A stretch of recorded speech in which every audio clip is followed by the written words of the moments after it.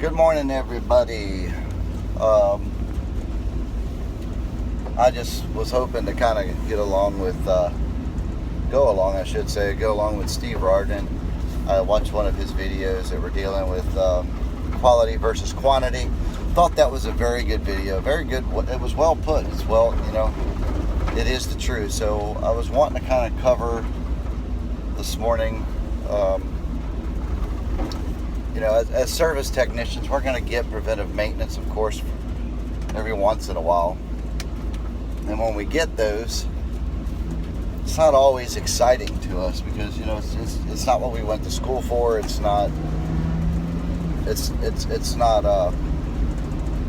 just not fun. But we know nonetheless it has to be done. And every company does them all differently. You have some companies that will give you 30 minutes and then give you, 10 to 15 minutes worth of paperwork at the end of the job, and then they're calling to check on you if you're 5 minutes beyond 20 minutes on it. So,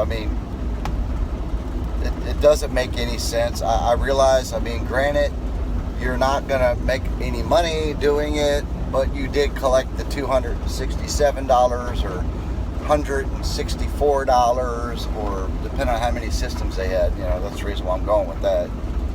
But in any case, you collect that from the customer, and what's the first thing you always hear when they have an issue? Your guy was just here, whether it was last week, the week before, or whatever.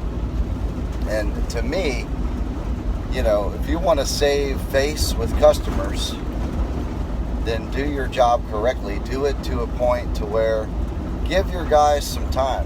I realize you're not going to make any money. Again, hey, I get that, but you did make some money off of it to begin with.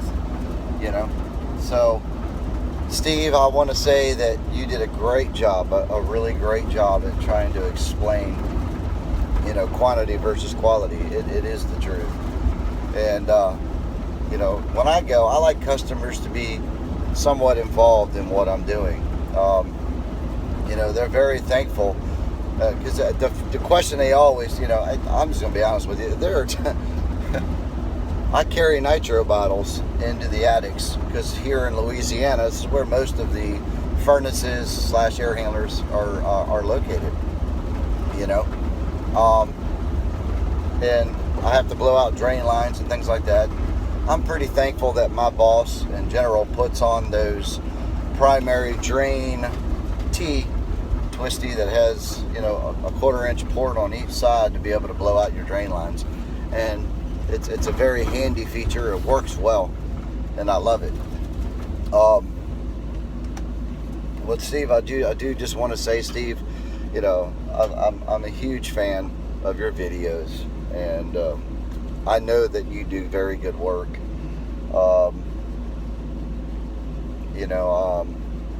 We don't, really do taking apart all the chambers on our furnaces and all that good stuff. On diagnostics, you have a dirty flame sensor or whatever. Yeah, we'll clean them up. But on maintenance, no. So some companies have a very thorough inspection, whether it's air conditioning or furnace. Some companies don't. I know companies don't even check capacitors. How you can do a thorough maintenance without checking capacitors is beyond me. But I've learned great things. This isn't just to blow smoke up Steve's skirt, but Steve does a damn good job at explaining things. And I'm thankful for the quality of what he does. And that goes to anyone listening to this. Thank you, Steve. Thank you for being able to come up or show a formula that I learned in school that I had forgotten when it came to being able to take capacitor readings without taking the wires off. And that is priceless for upcoming graduates coming out of school, trying to find a job and doing air conditioning. It's not always easy.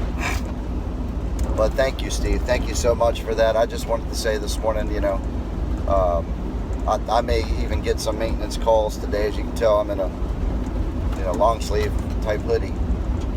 So it is a cool morning, very cool morning. So I'm sure if I don't have any heat calls, I'll definitely have a maintenance or two to probably help the actual maintenance guys get caught up on, because I usually end up with those too. But Steve, good job, man. Very good job. And thank you for all that you do and sharing what we do for a living. And thank you for being very thorough. And God bless you, bro. All right, you guys, I'll sign off.